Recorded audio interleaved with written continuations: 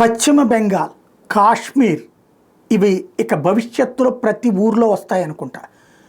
ఒక సరికొత్త యుద్ధం, మన మధ్యలో ఉన్నవాళ్ళు, మన మిత్రులుగా ఉండేటటువంటి వాళ్ళు మనల్నే కొడతారు, మనల్నే చంపుతారు, మన మీదనే దాడి చేస్తారు. అదేమంటే మా మతానికి నువ్వు తగిన గౌరవం ఇవ్వలేదంటారు. మా నాగపూర్లో జరిగినటువంటి సంఘటన అట్లాంటిదే కదా. హిందువుల మీదనే దాడులు చేసినటువంటి ఆ సంఘటనలో కొత్త విశేషం ఏంటంటే పోలీసులు అరెస్ట్ చేసిన వాడిని కాపాడటానికి ఔరంగజేబు జిందాబాద్, అంటే ఈ దేశాన్ని నాశనం చేసిన వాడు జిందాబాద్, అక్బర్లు జిందాబాద్, బాబర్లు జిందాబాద్, ఎట్లాగా అంటే ఈ దేశ విచ్ఛిన్నానికి ఖిల్జీలను కూడా జిందాబాద్ అంటారు.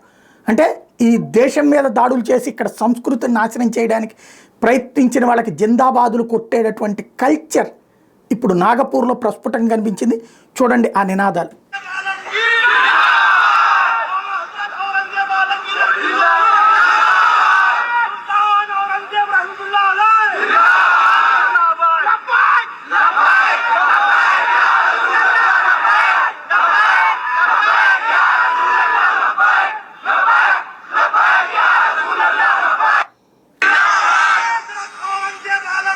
ఇది ఔరంగజేబు మహారాజుకి వీళ్ళు గౌరవ పురస్కారాలు అందించేటటువంటి పరిస్థితి. దీన్ని ఎలా చూడాలి, ఏమని ఆలోచించాలి?